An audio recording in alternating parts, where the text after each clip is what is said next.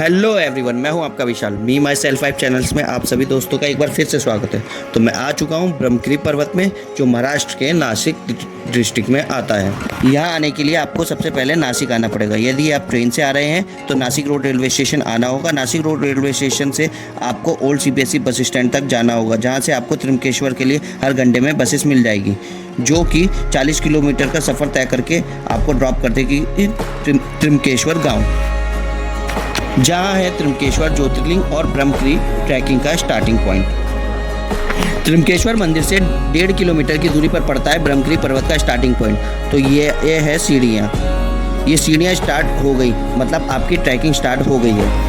और इस पर्वत को बोलते हैं शाद्री पर्वत। ब्रह्मगिरी पर्वत की जो हाइट है वो है 4287 फीट, यानी 4287 फीट। जब मेरा नासिक आने का प्लान बना तब मैंने सोच लिया था कि मैं त्र्यंबकेश्वर मंदिर के बाद ब्रह्मगिरी पर्वत जाऊंगा ही जाऊंगा। तो आपको तो पता ही है, आपके हैंडसम विशाल को घूमना कितना पसंद है, और उसी के साथ साथ मुझे अपने व्यूअर्स को जानकारी देना भी पसंद है कि कहाँ जाना है, कहाँ रुकना है, कहाँ कैसे उस स्थान पे पहुंचना है। लेकिन उसके साथ साथ सबसे महत्वपूर्ण चीज़, मुझे महादेव के दर्शन पसंद है। तो महादेव कहीं भी हो, मैं अपनी तरफ से पूरी कोशिश करता हूं कि मैं वहां पर जा सकूं। तो चलिए यहाँ पूछते हैं टिकट का प्राइस। तो मैं आपको बता दूं, यहाँ पर टिकट का प्राइस 30 रुपये पर पर्सन है, और बच्चों के लिए एकदम फ्री है। अगर आप यहाँ ट्रैक करते हैं तो हाथ में डंडा जरूर ले लें, क्योंकि चढ़ने में आसानी होगी। और ऊपर बंदर हैं तो बंदरों से बचने में भी काम आएगी। पूरे रास्ते में कुछ ही स्टॉल्स मिलेंगे जिसमें आप नींबू पानी पी सकते हैं और कुछ खा सकते हैं। पर मैं आपसे यही निवेदन करता हूं कि यदि आप कुछ भी सामान लेते हैं, कुछ भी पानी की बोतल यूज़ करते हैं, तो प्लीज़ कृपया करके डस्टबिन का यूज़ करें, उसको रास्ते में ना फेंकें, ताकि यहाँ गंदगी ना फैले।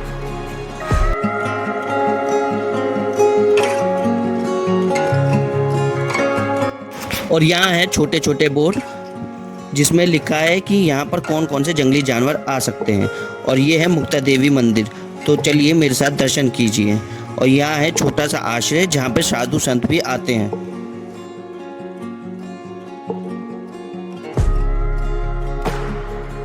लगभग 4 किलोमीटर का ट्रैक है और 800 से ज़्यादा सीढ़ियाँ हैं, और यहाँ गुफा भी है। और यहाँ के खूबसूरत नज़ारे तो आप देख के एकदम ही खुश हो जाएंगे। और ये है हमारे बजरंगबली। और आपको तो पता ही है, जहाँ हमारे बजरंगबली हो उनकी सेना ना हो, ऐसा हो सकता है भला? साथ ही आपको यहाँ पे उनकी सेना भी देखने को मिलेगी। कितना प्यारा है ना हमारा सनातन। तो यहाँ से बढ़ते हैं हम आगे। ये देखिए गौतम ऋषि की मूर्ति और उनका तपोस्थल। ये देखिए बड़ी सी चट्टान को काट के दरवाजा और रास्ता बनाया गया है। सीढ़ियों के बाद ये सीधा रास्ता देखिए, और यहाँ के नज़ारे देखिए। आप देखते ही एकदम आपकी थकान सब दूर हो जाएगा।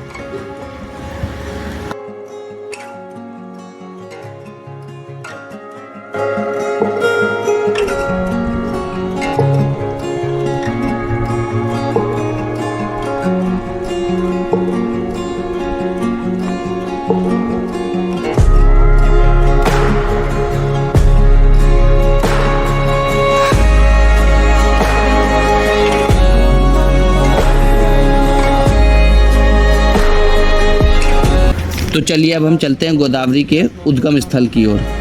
माना जाता है इसी स्थान पर गौतम ऋषि ने तपस्या करके गोदावरी नदी का उद्गम किया था, जिसे गौतमी गंगा भी कहते हैं। तो आइए यहाँ के पंडित जी से सुनते हैं यहाँ की कथा। ये देखो, ये है मूल गंगा की हे मूलस्थान।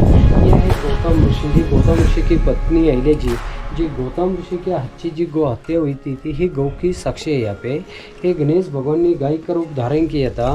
तो ही गौतम ऋषि के हाथी गो हत्या हुई, गो हत्या की पाप लगा था गौतम ऋषि को।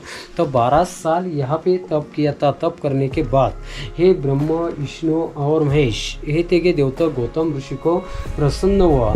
जी गंगा बुलाई है शंकर भगवान ने गौतम ऋषि के पातिक धोने के लिए।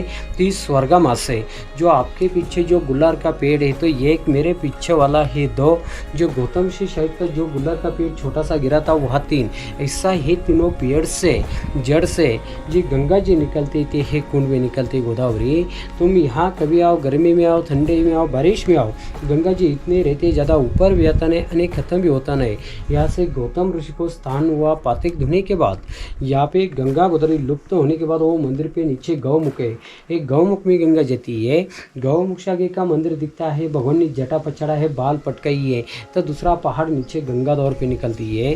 गंगादौर की तरफ खाली गाँव में जाती है। त्र्यंबकेश्वर में पुष्यवरित कुंड में नहाते कुंड में गंगा खुली हो जाती है, पवित्र हो जाती है। माँ आगे आगे नासिक, पंचवटी, नांदेड़, पैठान, आंध्रा में बड़ी बड़ी नदी दिखता है। ये जैसा बाल बच्चा का जन्म होता है ऐसा गंगा गोदावरी का जन्म स्थान है। ये है असली उद्गम स्थल और यहाँ असली गोदावरी माता की मूर्ति भी है और ये नीचे मूल गंगा की धारा भी निकल रही है, जिसे दक्षिण की गोदावरी भी कहा जाता है।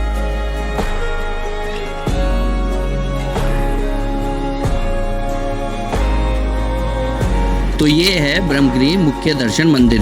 मूल गंगा मंदिर में उद्गम के बाद गोदावरी नदी यहाँ से बने सबसे पहले और पुराने ब्रह्मगिरी मंदिर में गौमुख से निकलती है। कहा जाता है यहाँ पानी कभी नहीं सूखता। तो अब मैं ले चलता हूँ आपको जटा मंदिर, जहाँ पर शिव जी ने अपनी जटा पटकी थी। गोदावरी नदी के उद्गम होने के बाद और गौमुख तक आने के बाद गौतम ऋषि ने भगवान शिव से प्रार्थना की कि जगत कल्याण के लिए धरती पर लाया जाए। तब भगवान शिव ने यहाँ जटा पटकी और माँ गोदावरी को धरती पर उतारा और आज भी शिव जी की जटाओं के निशान यहाँ पर हैं।